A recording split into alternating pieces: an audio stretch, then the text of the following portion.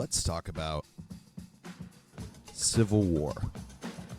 Now, not this one. Definitely not that one. There we go. That's more like it. Written and directed by Alex Garland, Civil War throws us into a near-future America that is torn apart by conflict. But it's not really focused on any of the politics or really anything that's going on behind the scenes. The thing that holds center stage and that makes Civil War completely different is our main characters. Instead of following soldiers like a normal war movie, we follow the journalists documenting the war. Lee Smith, who's played by Kirsten Dunst, is a hardened photojournalist who's seen it all. Alongside her colleagues, Joel, Sammy, and the rookie, Jesse, played by Kaylee Spaney, they travel to Washington, D.C. to document the final days of the war, but to also get an interview with the president. This movie does a great job of making you feel like you're in the battle. You're dropped into different scenes that are super chaotic, scary, and unpredictable, just like real war zones. It really keeps you on the edge the whole time. And briefly touching on the cinematography, the visuals are stunning. The movie looks like a war documentary at times, with powerful shots of destruction, empty towns, and people just trying to survive. The sound design is also amazing and top-notch. The sounds of gunfire, drones, and explosives are loud and sharp, making you feel like you're actually there. And really, the main thing I wanted to touch on is how thought-provoking this movie is. It doesn't really give any easy answers, and it makes you think about what happens when a country falls apart, what journalism means, and how dangerous divisions can become, even if it doesn't explain exactly how it started. Now, in this video, we're going to touch on the ethics of war journalism, which is, I think, a really crucial part of this movie. So let's dive right in.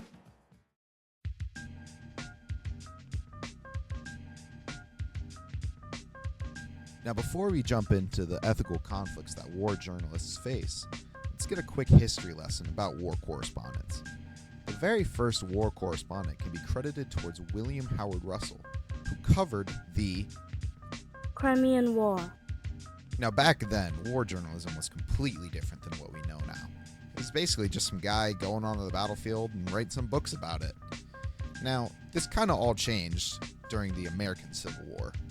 The American Civil War marked the rise of photojournalism. Photographers like Matthew Brady showed the brutal reality of war to the public for the first time.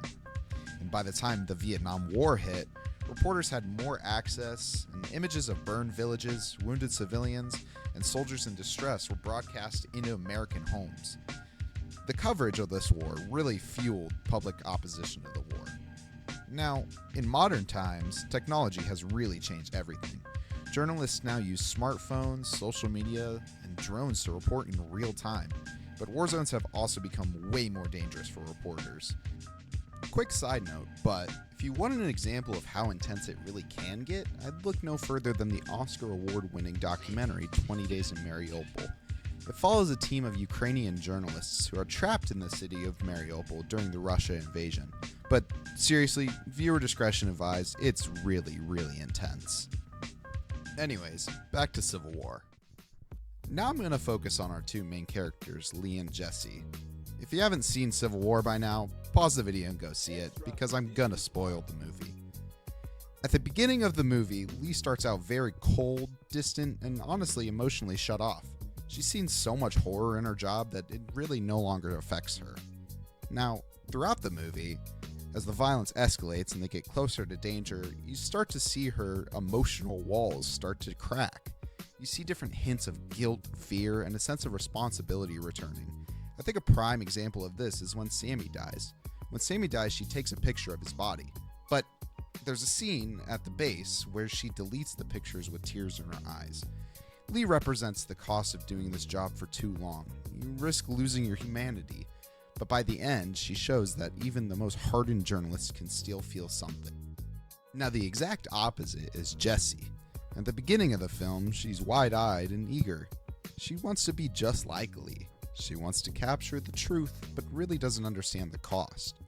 Early on in the movie, she asks a lot of questions, gets emotional, and hesitates to take the photos of graphic scenes.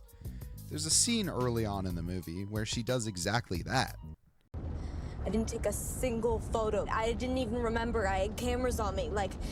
Oh my god, like why didn't I just tell him not to shoot them? They're probably gonna kill them anyway. How do you know? He doesn't know, but that's besides the point. Once you start asking yourself those questions, you can't stop. So we don't ask. We record so other people ask. You want to be a journalist? That's the job. Now, later on in the movie, she becomes desensitized to the violence, more like Lee, even to the point where she's willing to put herself in dangerous situations to get the shot. There's a scene also later in the movie where Lee asks Jesse if she would take a picture of herself dying or help. And well, what does she do?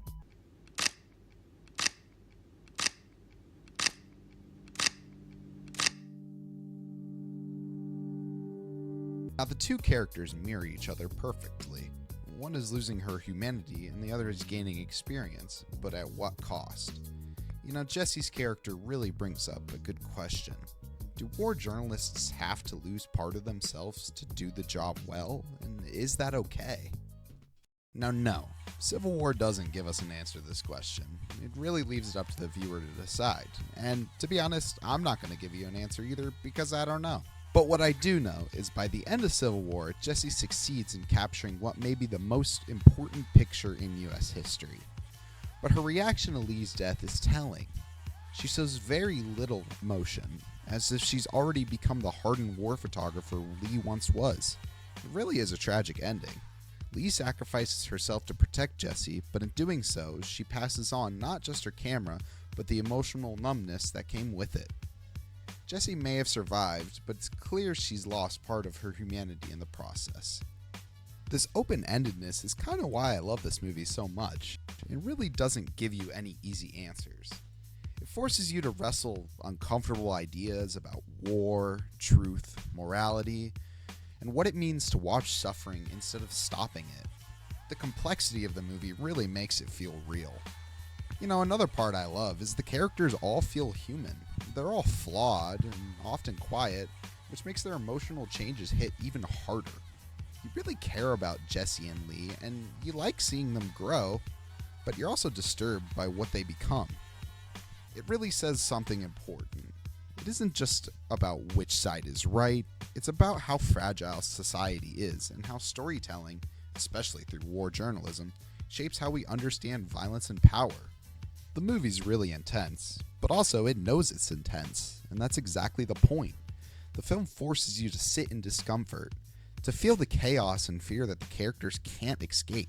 It's not just showing the horror of war, it's making you experience the emotional weight that comes with witnessing and documenting it. Civil War doesn't just ask what it means to report on war, it shows the personal cost of doing so, leaving us to question whether capturing the truth is worth the pieces of humanity it takes to get there.